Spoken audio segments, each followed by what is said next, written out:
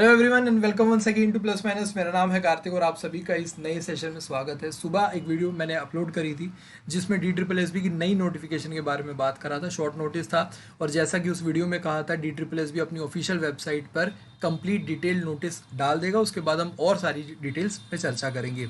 शाम होते होते DSSB ने अपनी ऑफिशियल वेबसाइट पर डिटेल नोटिफिकेशन डाल दिया है और हम बात करेंगे असिस्टेंट ग्रेड 3 और जूनियर PA इंग्लिश की बात करेंगे। नॉन टेक्निकल पोस्ट है यानी कि सिर्फ ग्रेजुएशन मांगा हुआ है आपका। और यहाँ पे टीचिंग नॉन टीचिंग के बाद कुछ non teaching non technical students के लिए भी कुछ वैकेंसीज यहाँ पे आई हैं जिसकी बात जनरली कोई नहीं कर रहा है, तो हम करेंगे, हम आपके साथ हैं। तो चलिए शुरुआत करते हैं इस सेशन का। कंप्लीट डिटेल, एजुकेशनल क्वालिफिकेशन क्या है, एग्जाम प्रोसेस क्या रहेगा, रिजर्वेशन क्राइटेरिया क्या है, आपका नंबर ऑफ वैकेंसीज कितनी है, एज क्राइटेरिया क्या है, सारी चीज़ें इस वीडियो में डिस्कस करेंगे। ध्यान से इसको एंड तक देखना। जो लोग दिल्ली में ग्रुप सी की पोस्ट पे अपना दावेदारी रखना चाहते हैं उनके लिए खासकर ये पूरी वीडियो बनाई गई है।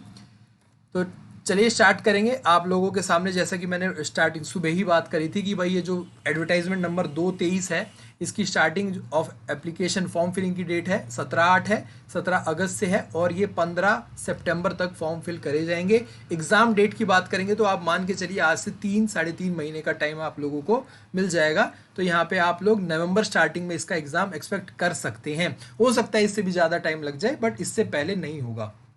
ठीक है, आगे बात करें तो यहाँ पे टोटल नंबर ऑफ वैकेंसीज की अगर बात करें 58/23 कोड है असिस्टेंट ग्रेड 3 का और 59/23 जूनियर PA इंग्लिश का कोड है। यहाँ पे टोटल 39 है और यहाँ पे 7 है।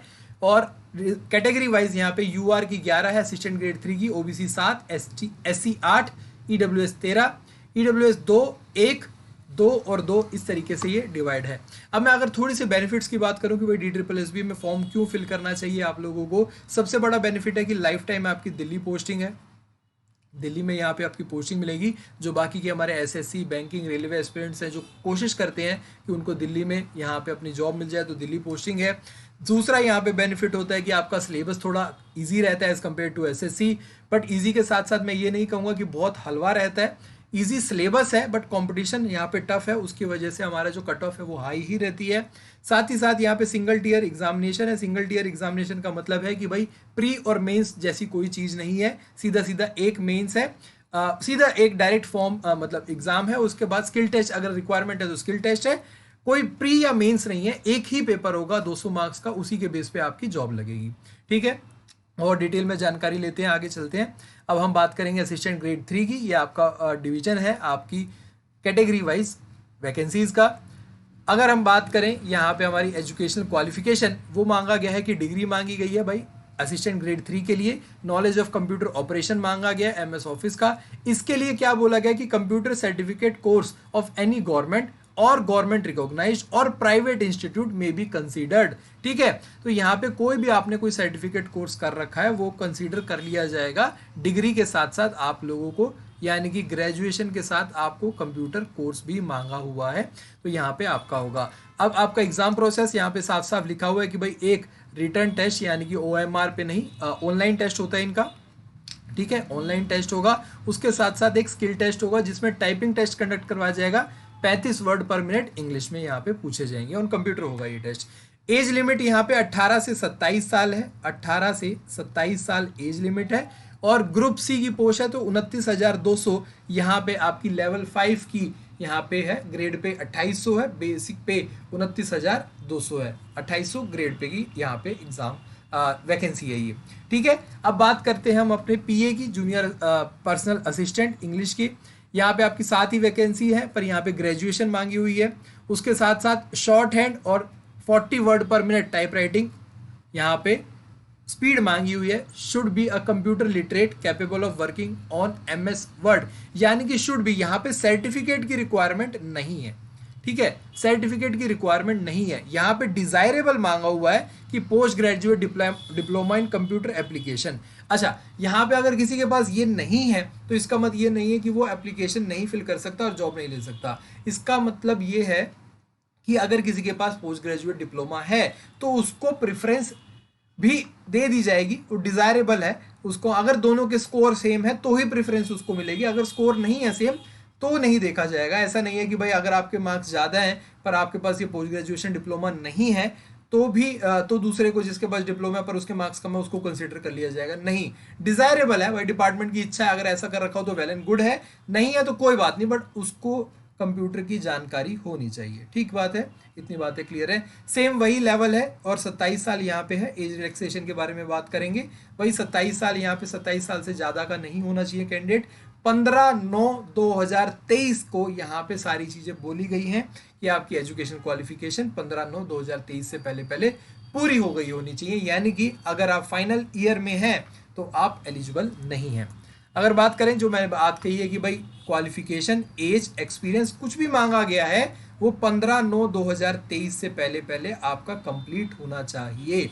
ठीक है, आप 27 साल के नहीं होने चाहिए 15/9/2023 से पहले, ये बात आप ध्यान रखना। कहीं आप बोलो कि भाई मेरा जन्मदिन है वो 1/9 को है, यानी कि फॉर्म तो निकल चुके हैं, बट 15/9/2023 से पहले पहले आपका जन्म 27 मतलब आपकी एज जो है वो 27 साल नहीं होनी चाहिए।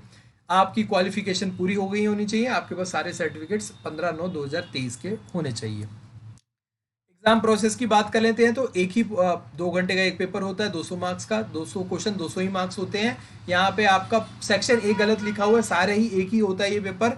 यहाँ पे आपका देखेंगे तो जनरल अवेयरनेस यानी कि GK, general intelligence, reasoning, arithmetic and numerical ability तीसरा सेक्शन, हिंदी और इंग्लिश, ये सारे ही सेक्शन आपके 40-40 मार्क्स के होते हैं, 40x5 यानी कि 200 मार्क्स का पेपर होता है। और इस पूरे 200 मार्क्स की तैयारी आपको प्लस माइनस पर करवाई जाएगी, हमारे यूट्यूब चैनल पर करवाई जाएगी, हमारी एप्लीकेशन पर करवाई जाएगी, हमारी वेबसाइट पर करवाई जाएगी, और आप लोग टेलीग्राम ग्रुप से तो फटाफट सबसे पहले जुड़ ही जाइए। तो ये सारी डिटेल थी आपके एग्जामिनेशन क्वालिफिकेशन की। एक एक करके आगे चल के आगे आने वाली वीडियो में आप लोगों को एक एक सब्जेक्ट की बताऊंगा कि किस तरीके से तैयारी करनी है, क्या सिलेबस रहेगा, तो चैनल के साथ जरूर जुड़ जाएं। बहुत सारी तैयारी हमने पहले ऑलरेडी करी हुई है हमारे चैनल पे, पिछले 3 साल से DSSB को A to Z समझने की हमारा प्रयास रहा, उसमें हम कई हद तक यहाँ पे हम कामयाब भी रहे हैं और एक एक बारीकी हमें समझ में आ गई है, उसी हिसाब से आपकी तैयारी करवाएंगे।